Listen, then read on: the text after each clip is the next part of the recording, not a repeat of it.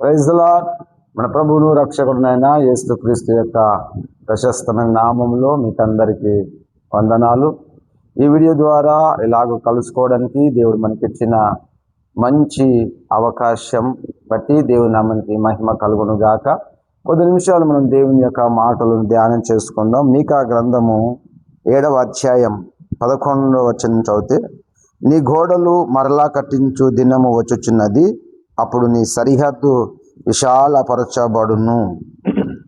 ఇక్కడ నెహెమ్యా ద్వారా దేవుడు సెలవిస్తున్న మాట ఏంటంటే, నీ గోడలు మరలా కట్టించు దినము వచ్చుచున్నది అని సెలవిస్తున్నా.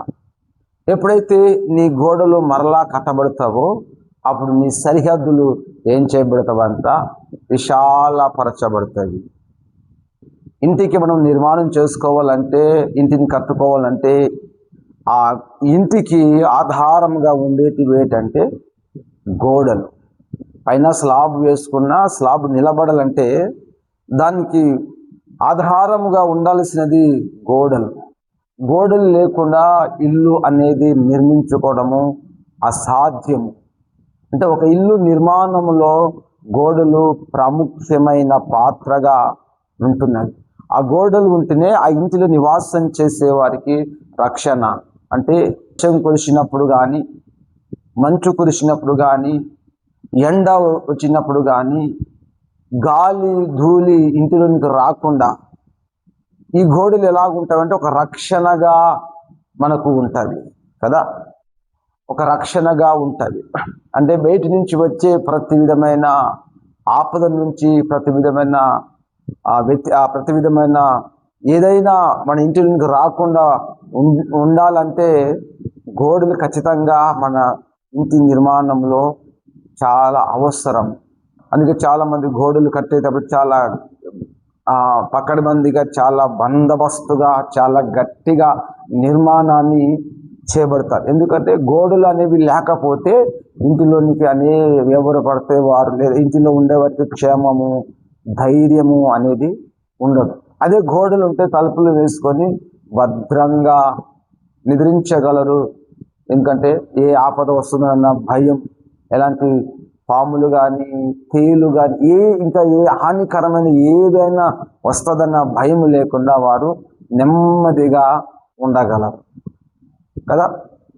అందుకే మీకా గారు చెప్తున్న మాట ఏంటంటే, మీకా ద్వారా ప్రభు సెలవిస్తున్న మాట ఏంటంటే, నీ గోడలు మరలా కట్టించు దినము వచ్చుచున్నది అని సెలవిస్తున్నాడు. ఎందుకు గోడలు మరలా కట్టించు దినము వచ్చుచున్నది అంటే, మరలా అంటే అంత ముందుకు కట్టిన గోడలు ఏమైనవి, అంత ముందుకు ఉన్న గోడలు ఏమైనవి, అంత ముందుకున్న గోడలు ఏమైపోయినవి అంటే ఆ గోడలు కూలిపోయినవి, కూల్చబడినవి. ఎందుకు గోడలు కూల్చబడినవి? కూల్చబడిన గల కారణం ఏంటి అని మనం ఒకసారి జ్ఞాపకం చేసుకుంటే, నెహెమ్యా గ్రంథంలో 1వ అధ్యాయం 1వ వచనం చదివితే, అకల్య కుమారుడైన నెహెమ్యా యొక్క చర్యలు 20వ సంవత్సరంలోని కీస్లోపు మాసంన నేను షూషాను కోటలో ఉండగా, నా సహోదరులు హనానీయను ఒకడును యూదులలో కొందరు వచ్చి చెరపట్టబడిన శేషంలో తప్పించుకుని నా యూదులను గూర్చు యెరూషలేమును గూర్చి నేను వారిని అడగగా, వారు చెరపట్టబడిన వారిలో శేషించిన వారు ఆ దేశంలో బహుగా శ్రమను నిందను పొందుతున్నారు. మరియు యెరూషలేము యొక్క ప్రాకారము పడద్రోయబడినది, దాని గుమ్మములను అగ్నిచేత కాల్చబడినది అని చెప్పిరి. నాతో నెహెమ్యా షూషాను కోటలో ఉంటున్నాడు, అనగా చెరసాలలో ఉన్నారు. వారు చెరలో ఉన్నారు. ఎందుకు వారు చెరలో ఉన్నారు అంటే, ఇశ్రాయేలీయులు చేసిన పాపము వలన చెరలోనికి వెళ్ళిపోయారు. అయితే కొంతమంది యెరూషలేములోనే ఉన్నారు. ఆ యెరూషలేములో ఉన్న వారిలో, అక్కడ ఆ దేశంలో, ఆ యెరూషలేము ప్రాంతంలో వారు ఎలా ఉందంటే, వారు బహుగా నింద పొందుతూ, బహుగా అవమానపడుతూ ఉన్నారని నెహెమ్యా దగ్గరికి వచ్చిన కొందరు వ్యక్తులు వచ్చి చెప్పారన్నమాట. ఎట్లా ఉన్నారు మన వాళ్ళు, యెరూషలేములో ప్రజలు ఎలా ఉన్నారు, మన దేశం ఎలా ఉంది, మన మందిరం ఎలా ఉంది, మనం మన దేశాన్ని విడిచి మన దేశంలో ఎలా పరిస్థితులు ఎలా ఉన్నాయి అని నెహెమ్యా గారు అడిగితే ఆయన చెప్తున్న మాట, చెరపట్టబడినలో శేషించిన వారు ఆ దేశంలో బహుగా శ్రమను నిందను పొందుతున్నారు. మరి యెరూషలేము యొక్క ప్రాకారములు అనగా యెరూషలేము యొక్క గోడలు కూల్చబడినవి. గోడలు కూల్చబడిన గల కారణం ఏంటి? గుమ్మములు అగ్ని చేత కాల్చబడిన గల కారణం ఏంటి? అంత గట్టిగా నిర్మాణం చేయబడిన యెరూషలేము యొక్క ప్రాకారాలు గోడలు ఎందుకు కూల్చబడ్డవి? ఎందుకు గుమ్మములు అగ్ని చేత కాల్చబడినవి అంటే, హోషేయ గ్రంథంలో మనం ఒక మాట చదువుకున్నాము. హోషేయ గ్రంథము 14వ అధ్యాయము మొదటి వచనంలో మనం చదివితే, హోషేయ ద్వారా దేవుడు సెలవిస్తున్న మాట, ఇశ్రాయేలు నీవు నీ పాపము చేత ఏమైపోతివి అంటే కూలితివి గనుక నీ దేవుడిని యెహోవా తట్టునకు తిరుగుము అని ప్రభు సెలవిస్తున్నారు. ఇశ్రాయేలీలు ఈ గోడలు ఎవరిని సూచిస్తున్నవి అంటే మనల్ని సూచిస్తున్నవి. ఇశ్రాయేలు ప్రజలను, రక్షించబడిన దేవుని ప్రజలను అనగా నిన్ను నన్ను సూచిస్తున్నాయి. అందుకే దేవుడు ఏమంటున్నాడంటే, ఇశ్రాయేలు నీవు నీ పాపము చేత కూలితివి. ఇశ్రాయేలు యొక్క ప్రాకారములు కూల్చబడిన కారణం ఏంటంటే ఇశ్రాయేలీలు చేసిన పాపము. బాగుగా కట్టబడిన పట్టణము, బాగుగా నిర్మించబడిన పట్టణము, ఒకప్పుడు దేవుని మహిమకు కారణమైన పట్టణము, దేవుని సన్నిధి ఇశ్రాయేలు మధ్యలో ఉన్నప్పటికీ ఉన్న పట్టణము ఇప్పుడు మహిమలేని పట్టణముగా, పాడైపోయిన పట్టణముగా, ప్రాకారాలను కూల్చబడిన పట్టణముగా, అగ్ని చేత కాల్చబడిన పట్టణముగా, సర్వనాశనం మొత్తము పాడద్రోయబడి ఎందుకు పనికిరాని ఒక పట్టణముగా మారడం గల కారణం ఏంటి అంటే వారు చేసిన అతిక్రమములు, పాపములు. తమ దేవుడని యెహోవాకు వారు అవిధేయులయ్యారు. తమ దేవుడని యెహోవాకు వారు వ్యతిరేకంగా నడుచుకున్నారు. తమ దేవుడని యెహోవా ఎదుట వారు పాపం చేశారు. అందుకే వారి పట్టణము కూలిపోయింది. వారి పట్టణము ప్రాకారములు అగ్ని చేత కాల్చబడినవి కదా. ఇది నాన్న నువ్వెలాగున్నావు? నువ్వు కూడా కూలిపోయావా? నీ పాపం చేత, నీ అపరాధముల చేత చనిపోయిన స్థితిలో, నిస్సాయ స్థితిలో పడిపోయినావా? ఇశ్రాయేలు తిరుగుబాటు చేసినట్లుగా నువ్వు కూడా తిరుగుబాటు చేసి నీ జీవితము పతనం అయిపోయిందా? నీ బ్రతుకు పతనం అయిపోయిందా? వ్యక్తి దేవునికి వ్యతిరేకంగా పాపం చేస్తాడో, ఏ వ్యక్తిలో పాపము కనబడుతుందో ఆ వ్యక్తి జీవితము పాడైపోతుంది. ఆ వ్యక్తి జీవితం శత్రువు పాడు చేస్తారు. ఇశ్రాయేలు పాపము చేయడం వలన, ఇశ్రాయేలు దేవునికి వ్యతిరేకంగా నడుచుకోవడం వలన దేవుడు శత్రువుల చేతికి అప్పగించాడు. శత్రువు వారి మీదకి వచ్చి వారి దేశాన్నంతా, వారి పట్టణాన్నంతా సర్వనాశనం చేశారు. ఈ దినాలు చాలా మంది దేవుని బిడ్డలు, దేవుని ప్రజలు పాపం చేసి తమ పాపం చేత కూలిపోయిన స్థితిలో ఉన్నారు. తమ పాపం చేత నాశనం అయిపోయిన స్థితిలో ఉన్నారు. జీవితాలను పాడు లేపుకున్నారు, బ్రతుకులను పాడు లేపుకున్నారు. గాధములోనికి నెట్టివేయబడిన వారి స్థితిలో, నెట్టివేయబడిన అనుభవంలో ఉంటుంది. ఇలా కూలిపోయిన వారిని, ఇలా పాడైపోయిన వారిని అంట ప్రభు అంటున్నాడు, నీ గోడలు మరలా కట్టించు దినము వచ్చుచున్నది. నీ గోడలు మరలా కట్టబడాలి అంటే ఏం చేయాలి? నువ్వు మరలా కట్టబడాలంటే ఏం చేయాలి? నువ్వు మరలా బాగు చేయబడాలి, మరలా నీ సరిహద్దులు విశాలపరచబడాలి అంటే ఏం చేస్తే మరలా బాగైపోతావు?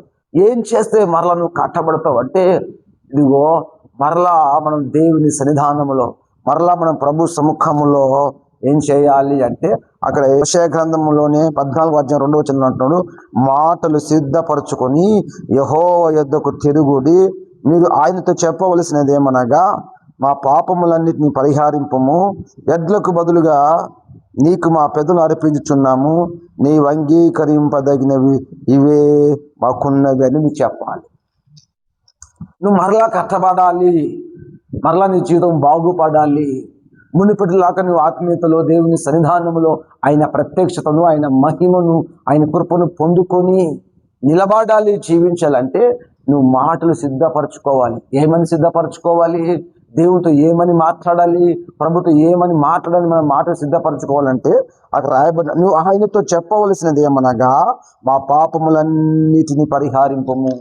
అయ్యా, మేము చేసిన పాపములు, మేము చేసిన అతిక్రమములు, మేము చేసిన దోషములు, మా పాపములన్నిటిని పరిహారింపమని నువ్వు ఒప్పుకోవాలి. అయ్యా, మేము పాపం చేశాను దేవాని, నా పాపములో అయ్యా నేను పాపం చేసి నీకు వ్యతిరేకంగా నడుచుకున్నాను, నా పాపములన్నిటిని క్షమించండి. నా ఆలోచనలో, నా తలంపులు, నా ఊహల్లో, నా నడకలో, ప్రతి విషయంలో నేను పాపం చేసి పడిపోవడానికి కారణమయ్యాను. నా పాపములను క్షమించు, నా దోషములను క్షమించమని నువ్వు ప్రభుతో చెప్పవలసినదిగా ఉన్నది. ఎడ్లకు బదులుగా నీకు మా పెదవులను అర్పించుచున్నాము. పెదవులు, నా పెదవులు, నీ పెదవులు ఎలాగుండాలి? ఈ పెదవుల ద్వారా అపవిత్రమైన మాటలు మాట్లాడాను, ఈ పెదవుల ద్వారా సరసక్తులు మాట్లాడాను, ఇష్టానుసారంగా అబద్ధాలు చెప్పాను, మోసకరమైన మాటలు మాట్లాడాను. ఇక నుంచి అలా కాకుండా ఈ పెదవుల ద్వారా నీతి మాటలు, ఈ పెదవుల ద్వారా స్తుతి, ఈ పెదవుల ద్వారా నిన్ను ఆరాధించేవారిగా, నిన్ను కీర్తించేవారిగా, అపవిత్రమైన పెదవులు నా క్షమించండి, నేను అపవిత్రమైన పెదవులు కలిగిన వాడని, నేను అపవిత్ర మాటలు కలిగిన వాడనని ప్రభుతో చెప్పి, ఇదిగో ఈ పెదవుల ద్వారా ఇక్కడి నుంచి అపవిత్రమైన మాటలు బయలు రావు, బయలు వెడలవు. ఈ పెదవుల ద్వారా నేను స్తుతిస్తాను, ఈ పెదవుల ద్వారా నేను ఘనపరుస్తాను, నిత్యము నా నోట స్తుతిని ఉంచండి నువ్వు ప్రభుతో చెప్పవలేను. ఆయన మనల్ని ఏం చేస్తారంటే, ఆయన మనల్ని అంగీకరిస్తాడు. నీ పాపములన్నిటి నుంచి ఆయన పరిహరిస్తాడు. అతికమును దాచిపెట్టుకునేవాడు వర్ధిల్లుడు, కానీ దాన్ని ఒప్పుకొని విడిచిపెట్టువాడు కనికరించబడతాడు కదా. అప్పుడు నువ్వు మరలా కట్టబడతావు, దేవుడు నిన్ను మరలా కనికరిస్తాడు. పాడైపోయిన నీ ఆత్మీయ జీవితాన్ని, పాపం ద్వారా పాడు చేసుకున్న నీ ప్రార్థన జీవితాన్ని, ప్రార్థన ద్వారా పాపం ద్వారా పాడైపోయిన నీ విశ్వాస జీవితాన్ని, నీ పరిశుద్ధతను, నీ నీతిని, నీ యథార్థతను దేవుడు తిరిగి మరలా కట్టడం ప్రారంభిస్తాడు. రాత్రి సమయంలో నీవు నేను ప్రభుత్వం చెప్పవలసింది ఏంటంటే, అయ్యా మా పాపములను పరిహారించు, మా దోషములను పరిహారించు, మా మోసం, మా అతిక్రమములన్నింటినీ మేము నీకెంతో విరోధంగా పాపం చేశాము, ఎంతో విరుద్ధంగా నీకు వ్యతిరేకంగా నడుచుకున్నాము అని నువ్వు యేసయ్యతో ప్రభుతో చెప్పగలిగితే, ఆయన నీ గోడలను, నీ జీవితాన్ని, నీ కుటుంబాన్ని, నీ సంఘాన్ని, నీ బ్రతుకును మరలా మహిమతో నింపగలడు, మరలా బాగు చేయగలడు.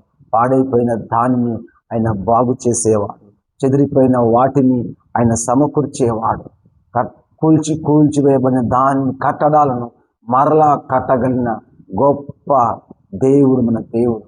ఆయన పాదాల దగ్గర కూర్చో, ఆయన సన్నిధానంలో మోకరించు, ఆయన సముఖంలో మోకరించి నువ్వు ఆయనతో చెప్పవలసింది అంటే, ప్రభువా నన్ను క్షమించండి, ప్రభువా నన్ను కనికరించండి, నా తప్పులు క్షమించండి, నా పాపములను క్షమించమని నువ్వు ఆయనతో చెప్తే, ఆయన నేను కట్టడం మాత్రమే కాదు, కానీ అప్పుడు నీ సరిహద్దులు విశాలపరచబడతాయి. కృంగిపోకాకు, అధైర్యపడకాకు, ఆయన నిన్ను మరలా కట్టే దేవుడు. నువ్వు భయపడాల్సిన అవసరం లేదు. నా జీవితం ఇంతేగా, నేను ఈ స్థితి నుంచి నన్ను విడిపించబడనేమో, బాగు చేయబడనేమో అని అనుకోకుండా ఈ సమయంలో ఆయన తట్టు తిరుగు, ఈ సమయంలో ప్రభు తట్టు తిరుగు, ప్రభు వైపు తిరుగు. ఎవరి వైపు తిరిగినా, ఎవరి వైపు చూసినా నీ జీవితాన్ని, నా జీవితాన్ని మార్చగలిగిన వారు, కట్టగలిగిన వారు ఎవరైనా ఉన్నారంటే అది మన ప్రభు అయిన యేసు క్రీస్తు మాత్రమే. దేవుడు నిన్ను నన్నందరినీ దీవించి ఆశీర్వదించును గాక. ఆమేన్.